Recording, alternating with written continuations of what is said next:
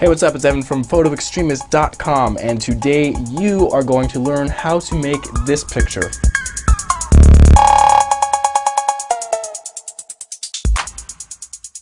Now, how do we make something like that? Well, what we're going to be using is this little guy. This is called steel wool. And it is basically steel in wool form. It lights on fire pretty easily. So what we're going to be doing is taking a lighter, lighting on fire, and it will start sparking, and it will just make sparks. You can also use a 9-volt battery if you want to. Rub it against it and it will light on fire and start making sparks. But we can't just hold it while it's making sparks. We're going to have to put it in this guy. Now, what is this? This is a whisk that you can get at a thrift store for about 50 cents. And then we're going to attach it to a cable. And the cable on the other end has a little handle for you to grab onto, so it can spin around flawlessly with no resistance. So we're going to put the steel wool inside of the whisk. Once that is in there, we're going to take a lighter or use the 9-volt battery, light it on fire, and then it'll start sparking. And what we're going to want to do is grab the cable and start spinning it around. Now, when you're spinning it around, you're going to want to make sure that you're outside and it's during nighttime. These won't show up during daytime and it won't work. Another thing that you're going to want to make sure that you're not doing is lighting it maybe on top of dry grass. You don't want to do that because that can catch on fire. Don't light it above some gasoline or something stupid like that. What I did is just spin it around in the middle of the road because asphalt is not flammable. You can also do it safely right after it rained for a long period of time in the grass or anywhere outside. Nothing will catch on fire, from my experience anyway. Now, when you're taking the actual picture, what you're going to want to do is put your camera on a tripod and then switch it up to manual mode. You're going to want to adjust the shutter speed to about 30 seconds. The aperture you can experiment with, it depends on what you need, and the ISO as well. I usually start off at ISO 200 and f8. Now, how are we going to focus in the dark? What we're going to do is grab a little LED or flashlight, whatever you want to use, and put it in the middle of the place where you're going to be spinning the wool.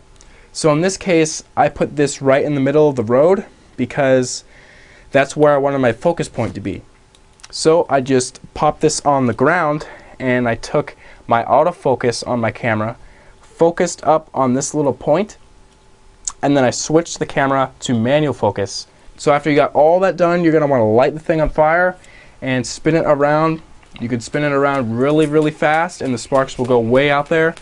Or you can spin it down slower and the sparks will just kind of plop down onto the ground. And now there's different types of steel wool as well. Now, over here on the yellow side, you've got just zero. This type of steel wool is thicker. It's pretty durable. The sparks are pretty big when they come off of it. And at the other end of the scale, you got quadruple zero. That's the grade of the steel wool. That's what the zeros represent.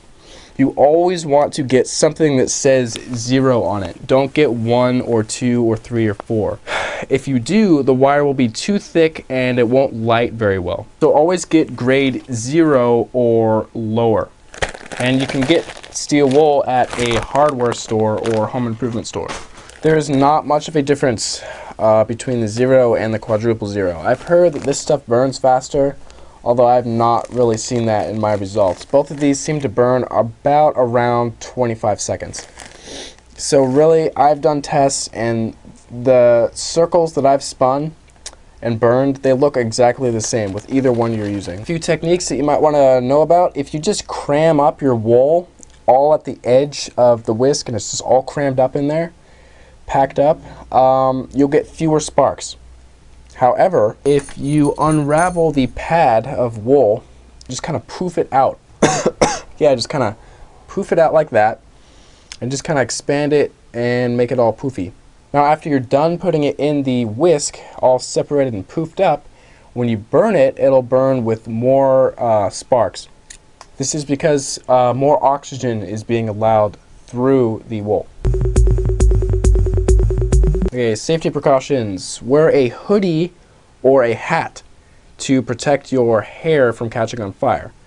Wear long sleeves on your legs as well. Also, if you want to, use gloves. Goggles are a good idea as well. And having a fire extinguisher nearby is also a good idea. I've spun steel wool before, and when I thought it was all done, I walked away to get a new steel wool, and then when I came back, I noticed that the grass on the edge of the road was caught on fire, so I had to go over there and jump on it. Stuff like that can happen, so it's a good idea to have a fire extinguisher nearby.